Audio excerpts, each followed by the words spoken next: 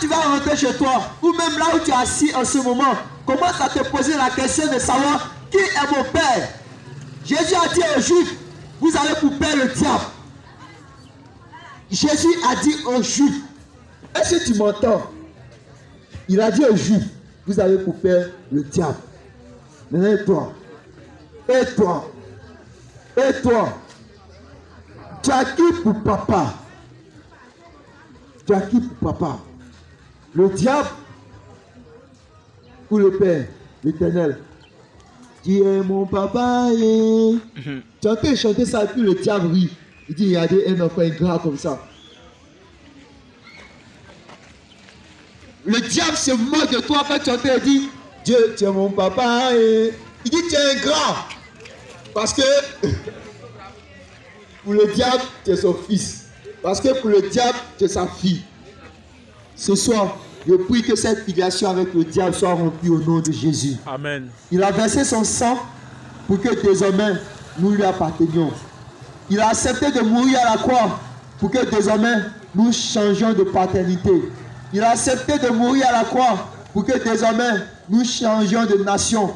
Nous devenions une race élue, un sacerdoce royal. Et si tu es encore dans le camp de l'ennemi, si tu es encore dans la famille du diable, je prie que l'évangile s'adresse à toi. Je prie que l'évangile se manifeste dans ton cœur. Je prie que l'évangile agisse puissamment dans ton cœur.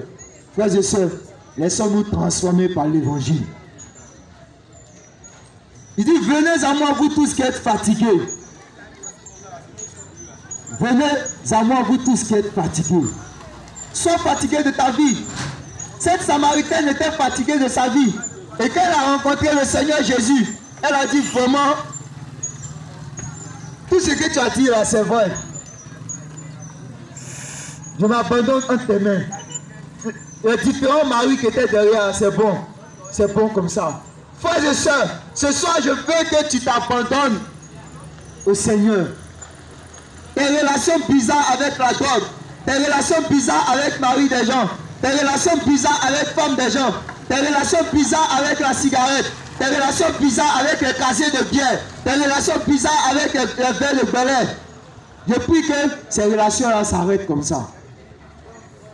Parce que Jésus veut ton bien. Il veut ton bien. Il veut ta restauration. Il dit qu'il a des projets de bonheur pour toi. Le diable nous a rendus esclaves pendant des années. Pendant des années. Et on a pensé qu'on était dans la meilleure condition. Mais non, tu ne peux pas être dans la meilleure condition quand tu appartiens à l'ennemi, quand tu es dans les ténèbres. Regarde quelqu'un qui... Regarde un peu les drogués. Le drogué, pour fumer sa drogue, qu'est-ce qu'il fait? Il est obligé de se cacher dans les coins sales. Il se retrouve souvent même dans le WC. Le drogué est capable de se mettre là-bas pour fumer sa drogue. Et quand il sort, il pense qu'il est propre. Il pense qu'il est liéré. Oh, Seigneur, il y a encore le diable nous blague. Le diable nous blague. Il n'est pas notre camarade. Il n'est pas notre ami. Jésus dit, le véritable ami, il donne sa vie pour ses amis. Le diable ne peut pas donner sa vie pour toi. Il s'en fout de toi. Au contraire, il veut ta vie, ta jeunesse, ta beauté, ton intelligence. Quand tu te regardes dans le miroir, tu dis, ah, je suis joli, mais c'est ça le diable veut. Il veut épuiser ça. Il veut presser ça, juter ça. Et puis quand c'est fini, il jette. Et après, maintenant, c'est pour venir fatiguer les gens. On fait jeûne et prière, fatiguer pour toi. C'est maintenant où tu es jeune. C'est maintenant où tu te sens belle. Là. On veut que tu viennes à Christ. Là, tu pourras dire aussi que voici, j'utilise ma beauté pour glorifier le Seigneur. Pourquoi on veut toujours, quand c'est gâté, c'est vieux, pour donner à Dieu? C'est lui qui nous a créés et il veut notre perfection. Il nous veut de notre beauté. Il nous veut de notre intelligence. Il nous veut de notre santé. Quand on est en pleine santé, c'est là qu'on refuse que Christ soit notre maître. Quand on est en pleine santé, on refuse que Dieu soit notre maître. Et quand on tombe malade de toutes sortes de maladies, c'est là maintenant qu'on commence à chercher les églises. Quand on rentre ici, où c'est la parole, on dit là, il n'y a pas de puissance. On veut là où il y a les prophètes, là où il y a l'onction. Et ça n'a fait ni personne.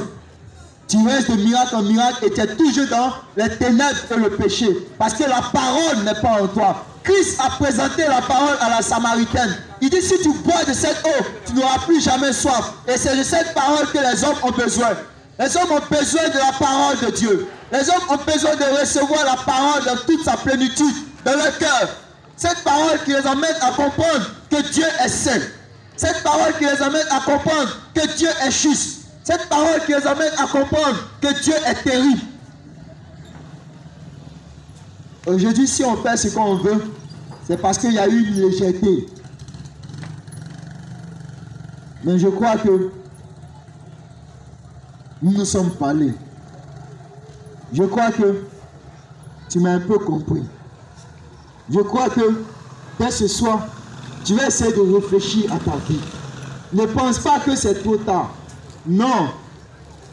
Quelle que soit la condition dans laquelle tu te trouves, et tu te demandes si j'accepte aujourd'hui le Seigneur, quand sera-t-il?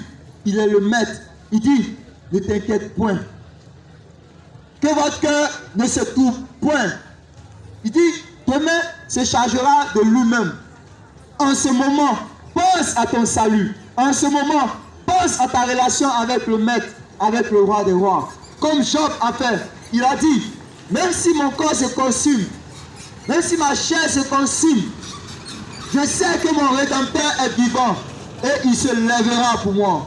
Oui, sois de ceux qui diront, malgré les conditions, malgré les positions, malgré les statuts auxquels j'étais, aujourd'hui j'accepte le Seigneur.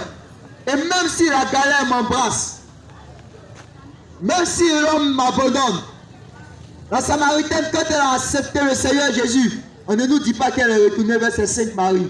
Elle est allée au contraire pour annoncer le Seigneur. Elle est devenue ambassadrice du Seigneur. Elle n'a plus pensé à qu'est-ce qui viendra demain. Est-ce que je vais pouvoir payer ma maison? Est-ce que je vais pouvoir manger? Et c'est dans ces raisonnements que beaucoup demeurent et ils restent sous le joug de l'ennemi. Tu penses que celui qui t'a créé, qui connaît le nombre de tes cheveux, ne peut pas prendre soin de toi? Tu penses que celui qui a la puissance pour dire un mot et toute chose se met en place, il ne peut pas payer ton loyer, il ne peut pas te mettre une nouvelle condition? Voici comment, quand Dieu fait une fenêtre, ou bien quand Dieu fait une porte, on s'accroche à une fenêtre. Or, il veut que tu sortes de la porte, par la porte, pour aller dans une maison plus grande. Mais tu t'accroches à la fenêtre. Tu t'accroches à cette fenêtre. Oh, Dieu est en train de fermer la porte. Il dit, sors vite. Cette maison-là sera détruite parce que tu as une maison plus grande à posséder. Le peuple d'Israël, Dieu a demandé à ce qu'ils sortent de l'Égypte pour aller à Canaan, la terre promise, là où le lait coule en abondance, là où le miel coule en abondance. Sortez de la servitude et allez dans l'abondance. Sortez de l'esclavage et allez dans la possession. Arrivé dans le désert, quand ça commençait à être dur, ils disent, on aurait mieux fait de rester dans l'esclavage. On aurait mieux fait de rester dans la souffrance pour manger concombre et puis quoi, oignons. Et aujourd'hui, c'est concombre et oignons qui font que beaucoup sont dans des conditions précaires. Je prie que l'Éternel ouvre tes yeux pour contempler la puissance et la splendeur de sa grâce. Cette grâce qui s'est manifestée pour ouvrir les écluses des cieux sur la vie de tous ceux qui l'ont accepté. Que son nom soit béni au nom du Seigneur Jésus-Christ, roi de gloire. Amen. Amen.